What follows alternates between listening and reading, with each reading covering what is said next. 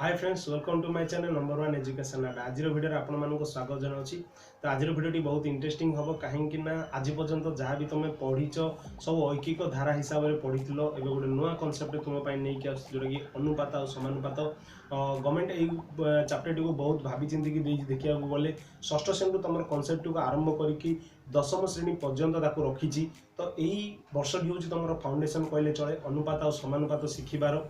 जदि यही वर्ष तुम भलसे बुझी जाऊँ अनुपात कौन और समानुपात कौन एम केमी निर्णय करा जाए तो देखिए तुम आग को जो क्लास गुड़िक रही से कौन प्रकार डाउट रही। तो मोर फास्ट काम रोचे यही वर्ष जो फाउंडेशन कोर्स अच्छे भलसे बुझेबी जहाँद्वारा कि तुम आग को केवे प्रोब्लेम फेस कर जब भी जीव मन पकड़ जाऊँ सार मत पढ़े आमती पढ़े मुझे भूली पारनी से प्रकार मुझे बर्तमान यही कनसेप्ट को क्लीयर करेबी से तुमको ये भिडियो को पूरा फास्ट टू लास्ट पर्यटन देखा हम। तो आपको स्किप करनी कहीं बहुत इंपोर्टेंट पॉइंट गुड़िक अच्छी बहुत छोट वीडियो हम तो इंपोर्टेंट पॉइंट गुड़ी मिस करनी पूरा देख। तो मुझे तुम टाइम ने चाहूनी तो विलम्ब न चलो स्टार्ट करना आज भिडियोटी।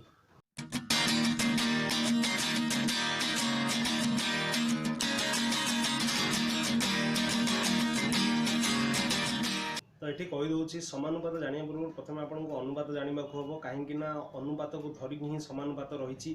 तेणुक प्रथम अनुपात टी बुझी ना अनुपात चिन्ह आम जो चिन्ह देखते दुईटी टोपा आकार आम विज्ञान में पढ़ी ये प्रकार दुईटी टोपा थाए। तो आपको आम अनुपात चिन्ह बोली कही था आपको चिन्ह आकार व्यवहार कर जिते भी आम पढ़ा तो अनुपात बोली पढ़ुवा किंतु लेखिला बेलू आम जो लिखुंट से सांकेतिक चिन्ह टी व्यवहार करवा। ठीक अच्छे नेक्स्ट आस प्रथम पद जो प्रथम पद थाए अनुपात चिन्ह देख ये अनुपात चिन्ह रहा आर पूर्वर गोटे पद थाए या कहुए पूर्व पद ये जो प्रथम तुम देखुच पदटी कहुए पूर्व पद एवं ता अनुपात चिन्हर पर जो थाए अर्थात द्वितीय पदटी कहुए पर पद। तो ये हूँ आम प्रथम जिन आम मन रखा पूर्व पद किए आ पर पद किए तो आमको यह बिट क्वेश्चन आकार में आसो। तो बिट क्वेश्चन कौन आस कौन ना तो मुझे आगू टे एग्जांपल देवी तुम जापर कौन ना कौन। तो ये मन रखिद ये हूँ पूर्व पद एवं ये हूँ पर पद।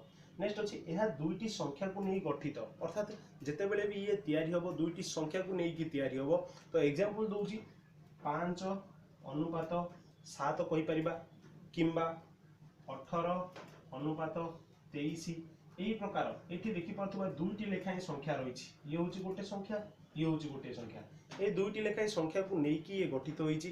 तेणुक प्रत्येक अनुपात जो तैयारी होता है दुईटी लेखाएं संख्या को लेकिन गठित होता है। लास्ट पॉइंट को जीवा भग्न संख्यार अन्य रूप हूँ अनुपात अटे अर्थात भग्न संख्याटीर अन्य रूप हूँ अनुपात। एग्जांपल 5 अनुपात जो 7 लिखिले यार अर्थ हूँ 5/7 अर्थात 5/7 को आम 5 अनुपात 7 आकार लिखिपर और 5 अनुपात 7 को आम 5/7 आकार लिखिपर। सेहीपरि 18 अनुपात 23 को आम 18/23 आकार लिखिपर। तो ये बाई आकार आम जो लिखुं आम मन थी या कहुए जे भग्न संख्या। तो आम भग्न संख्या जेहेतु 5 पॉइंट पढ़ी के तो आम समस्त आइडिया थी जदि कहार भी ना कहीदे जामर डिस्क्रिप्शन आम लिंक अच्छी से देखी ना जहाँद्वारा कि तुम यही चैप्टर कौन प्रकार डाउट रहा ये पूर्व ज्ञान जहाँकि तुमको दरकार गोटे जिनस को करने। तो ये किसी एग्जांपल देखा से एग्जांपल माध्यम आमर आइडिया हो एक्चुअली कौन ये माने क्यों प्रकार आम एम व्यवहार करवा कौन करवा कौन ना से सब विषय तुम आइडिया हो। तो चलते एग्जांपल किसी देखी ना। तो ये किसी प्रश्न अच्छे देखिपे प्रश्न मान उत्तर बर्तमान देवा। तो प्रथम प्रश्न अच्छी 5 अनुपात 7 रे पर पद किए। तो समस्त मन थी एवं ही कही तो पर पद किए ना ये जो पदटी अच्छी ये हूँ पूर्व पद ये है प्रथम है पूर्व पद। तो नेक्स्ट जी रहा सी हूँ आमर पर पद। तो आम पर पद के लिखने 7 बोली लिखने। ठीक अच्छे नेक्स्ट 19 अनुपात 27 पूर्व पद किए। तो प्रथम जी अच्छी सी हूँ पूर्व पद तो 19 सेपरि 21 अनुपात 19 पूर्व पद पर पद अपेक्षा डैश अधिक अर्थात केते अधिक बोली पचार। तो प्रथम देखनी ये किए बड़ ना 21 बड़ निश्चित भाव सी अधिक हम। तो 21 रु आमको 19 को वियोग करार अच्छी। तो 21 रु 19 को जो आम वियोग करवा बढ़ के ना 2 तो आमर केते अधिक ना 2 अधिक। ठीक अच्छे नेक्स्ट 5 टंका और 10 टंकार अनुपात डैश बोली पचार। 5 टंका देख आगुरी मुझे कही सारी तुमको इंट्रोडक्शन रे कौन प्रकार एकक व्यवहार हेनी जदि एकक भिन्न थिबो ताहले एकक को समान करिकी आमे ताको हरण कार्य करिबा। तो एही क्षेत्र रे 5 टंका 10 टंका एकक दी जन जाक समान अछि, टंका टंका हेकी अछि, तेनु करी आमे डायरेक्टली एठी हरण करिबा। तो कोन करिबा 5 बाई 10। तो 5 बाई 10 को जदि आमे कटाकटी करिबा दी जन जाक 5 को पणिका रे कटुचंदी। तो 5 1 5 5 दुगुणे 10 आसिला केते 1 बाई 2 अर्थात 1:2 ये हे गला हमर अनुपात। एई अनुपात डी को आमे एठी लेखि नेबा। ठीक अछि, ये थिला हमर कोन ना 5 टंका और 10 टंका रो अनुपात। वर्तमान सेमिति ही करबा 2 मीटर और 150 सेमी अनुपात निर्णय करबा। ठीक अछि, 2 मीटर मींस देखि पाथबा एठी एककोटी मीटर आकार अछि, एठी सेमी आकार अछि, तेनु कर प्रथम काम वाला मीटर टी को सेमी करबा। तो 2 मीटर इज इक्वल टू कोन ना 200 सीएम होल बाय केते हबो 150 सीएम। देखो मु काहे की कहू जे एकक रखन काहे एकक कटि जिवे, तो ये एकक विहीन अटे। वर्तमान कटाकटी जतो करबा 0 को 0 कटि गला। वर्तमान 20 अछि 15 अछि, तो 5 को पुनी काटे 5 3 की 15 5 को 20 आउ कटाकटी हबनी। तो बळका आसुची 4 बाई 3 अर्थात 4:3 ये हे जिवो तुमरा उत्तर। तो आपको एठी पकाई नेबा। तो यही प्रकार इजी प्रश्न गुडी को चैप्टर रे आसीबो, बहुत इजी आसीबो, केवल तुमको कटाकटी जाना थिबार अछि। आउ जो नियम विषय मु प्रथम में कहली से नियम टी को आपण जानि थिबार अछि। तो ये बहुत इजी अछि, तो आपण माने निश्चित भाव करि परिबे। वर्तमान जिबा समानुपात विषय रे जानिबा। तो अनुपात समस्तंकर जदी डाउट क्लियर हे जाइथिबो ताले निश्चित भाव समानुपात मध्ये बुझी परिबो। तो देखो समानुपात कोन ना प्रथम ताको चिन्हटा को चिन्हि नियो। समानुपातर चिन्ह कोन, समानुपातर चिन्ह होछि दीटा लागे टोपा हे दिबे, चारोटी टोपा एई प्रकार थिबे, ते सेमान को कहा जाय समानुपातर चिन्ह। वर्तमान आसीबो समानुपात काहा को कुहा जाय ना, समानुपात माने कोन बुझिबा ना, समानुपात कोन दुईटी अनुपात समान हेले, समान अनुपात मीन्स समान होइथिबे अनुपात गुडी को तांको नु कहा जाय समानुपात। एग्जांपल माध्यम रे देखै देबी 2:3 आउ 4:6 दिजन जाक भिन्न देखा जाउछंती, हेले मध्य भिन्न हेले मध्य सेमानकर कोन होइछि ना अनुपात समान अछि। केमिति ना जते बेला हमें 4:6 को सरल करिबा तो कोन हबो देखिलो 4:6 अर्थ कोन एठी लिखली 4:6। तो आकु जेता हमें परिवर्तन करिया ये जिवो 4/6। तो 2 को पणिका रे काटले 2 2 4 2 3 की 6 अर्थात केते आसिला 2:3 अर्थात 2:3 एठी आगुर मध्ये अछि। तेणु करी एई अनुपात सह वर्तमान 4:6 मध्ये समान हे गले देखि परछन हमें। तो एई दुईटी जाको जेहेतु समान तेणु करी 2:3 और 4:6 उभय समान अटंती, समानुपात अटंती। सेही परी 8:24 को देखो 8:24 को हमें जेतले सरल करिबा 8 बाई 24 लिखि नेबा। आकु जेतले कटाकटी करछन 8 के 8 8 3 24 1:3 आसुची, केता आसुची 1:3। जेते पले नेक्स्ट आउ गोटे जो रही ताको मध्ये हम जेतले सरल करिबा अर्थात 3:9 अर्थात केते ना 3/9 ताकू सरल कले मध्ये आसी 1/3। तो दिजन जा देखि पतवा 1:3। तो एथि मध्ये आसीबो केते 1:3। तो दीटे जाकर जेहेतु अनुपात समान तेणु करी एमान हेबे समानुपात। ठीक अछि, तो एही प्रकार आमे जदि अनुपात मानको समान लक्ष्य करछन ताले सेमानकु समानुपात कुहा जिवो।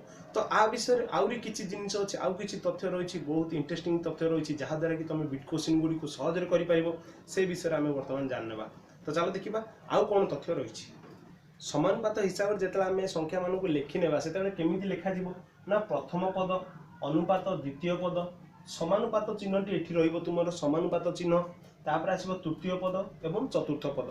तो कहि देबा को चाहूची ए जो प्रथम पद और द्वितीय पद देखुचो ये होची गोटी अनुपात, प्रथम अनुपात बुझा पड़ला, ये होची प्रथम अनुपात एवं ए दुईटी को तुम जो देखुचो ये होची द्वितीय अनुपात। आमे जो पढ़ी दिले मने थिबो अनुपात रे दीटा पद को नेकी अनुपात होची, तो ये गोटे अनुपात हबो ये गोटे हबो अनुपात। तो एग्जांपल टी जो देइथिली मने थिबो समस्तंको 2:3 और 4:6 जते बेले हम एमानको समानुपात ले प्रमाण करले सेते बेले हमें लिखि देबा कोन ना 2:3 समानुपात चिन्ह ए प्रकार दिया जिवो 4:6 कोन हबो 4:6। तो एही प्रकार आमे ताकू सजेई की लिखि नेबा। बर्तमान जीवा एमानक भितर थिबा किछि संपर्क को जानिबा आउ जहा को रिलेटेड बहुत क्वेश्चन तमर बड़ श्रेणी रे मध्ये आसुची मींस अष्टम नवम दशम श्रेणी पिला मानको मध्ये ए प्रकार प्रश्न आसुची तो ये होची आपण मानको पई बहुत इंपोर्टेंट क्वेश्चन तो निश्चित भाबे आकु मने रखिबा चेष्टा करबा तो देखो कौन से फॉर्मूलाटा कौन ताकू बतम बुझनबा तो एठी जो देखो ए जो द्वितीय पद आ तृतीय पद देखुचो ए दुईटा मझिरे अछंती तेणुक एम कह जाए मध्यपद एम कौन कह जाए मध्यपद तो यही मानक नहीं मध्यपद गठित तो मुझे चित्र करनी तुम्हें प्लीज भिडियो को स्टॉप करके चित्रटी को करदियो कहीं चित्रटी जो तुम करदे तुम माइंड पूरा फिट हो रहा आ भूलबार ना नेक्स्ट टाइम देखो ये जो प्रथम पद अच्छी आउ चतुर्थ पद ये दुईटी शेष में अच्छा तेणुक एम कह जाए प्रांत पद एम कौन कह जाए प्रांत पद मझे जो मैंने अच्छे कहुए मध्यपद ठीक अच्छे तो भितर संपर्कटी हूँ मध्यपद द्वयर गुणफल अर्थात ये मझे दीटा पद को गुणिले जहा ये प्रांत पद दुईटी को गुणिले ताहा अर्थात मध्यपद द्वयर गुणफल इज इक्वाल टू प्रांत पद द्वयर गुणफल ठीक अच्छे यही सूत्र को धरिकी देखा ये तो आम समानुपात होते यही सूत्र अनुसार एम कम कर चलो देखने यही सूत्र अनुसार एम कम कर ना तो ये देख प्रांत पद हिसाब से अच्छी 2 आउ 6 तो 2 गुणन 6 जो आम करवा के 212 कौन कले प्रांत पद दुईटी को गुणन कले बर्तमान मझी पद दुईटी को गुणन कले तो मझी पद को मुझे स्क्वायर ब्रैकेट करछि तो ये हूँ 3 आउ 4 तो 3 गुणन 4 केते ना 12 देख उभय उत्तर 12 आसुची यार अर्थ तुम कौन बुझिल ना प्रांत पद द्वय को गुणन कले जहा मध्य पद दुईटी को गुणन कले ताहा तो यही सूत्र को तुम ये प्रमाण करदेल जहाँ द्वारा कि तुमको नेक्स्ट टाइम किसी कन्फ्यूजन होगा दरकार नहीं डायरेक्टली यही सूत्र को प्रयोग कर हाँ यहाँ आम बाहर करूँ यहाँ बहुत आगुरी बाहरी तो ये किसी डाउट करार ना आपको निश्चित भाव तुम पुट कर आउ शीघ्र उत्तर पाइपर तुम जो उत्तर पाइबापी चेष्टा कर तुम शीघ्र उत्तर पाइपर तो ये आज आम समानुपात अनुपात को लेकिन किसी ये फंडामेंटल कोर्स टाइप रो तो फंडामेंटल जो तुम्हें जानी देछो नेक्स्ट टाइम जितेबे भी तुम्हें अभ्यास कार्य करो किंबा कोनोसी क्वेश्चन आंसर डिस्कशन करो किंबा कोनोसी एग्जाम अटेंड करो तो तुमको आ नेक्स्ट टाइम कोनोसी प्रकार प्रॉब्लम होबनी तो नेक्स्ट जो आमर वीडियो आसीबो सेथरे 7.1 नै कि आसीबी तो 7.1 को देखिया को हेले तुमको एई वीडियोटी को संपूर्ण रूप बुझी दिबाको पड़िबो आ जदी वीडियोटी देखिचो भल लागिला वीडियोटी पूरा संपूर्ण रूप बुझा पड़ला निश्चित भाबे कमेंट करिवो एबे वर्तमान वीडियो शेष में तुमको किसी होमवर्क मिलिबो सेही होमवर्क रो उत्तर जो होमवर्क दिया तार उत्तर जो मैंने सठिक रूप देवे से ना नेक्स्ट वीडियो रे डिक्लेयर हम तो आम पहुँच जाइए वीडियो शेष में एंड रे तो आपण मैंने जानीपे वीडियो शेष में समस्त गोटे होम टास्क थाए तो आज तुम किसी होम टास्क अच्छी आउ टास्क आंसर जो मैंने भी दब नेक्स्ट वीडियो से ना मुझे एनाउंस करी तो आमर होम टास्क देखिपर आमर स्क्रीन रे वर्तमान मुझे शो करी तो देख यही स्क्रीन रे जो क्वेश्चन गुड़िक देखा जाउची से क्वेश्चन गुड़िकर उत्तर तुम्हें मो कमेंट सेक्शन रे कमेंट करनेबो हाँ आउ गोटे जिनस कमेंट कला बेले निजर ना निश्चित भाव लिखा कमेंट पर ही निजर ना लिखिनेबा जहाँद्वारा कि मुझे तुमको तुम ना को मेंशन कर पारिबी नेक्स्ट वीडियो रे तो पुणी देखा नेक्स्ट वीडियो रे जय जगन्नाथ।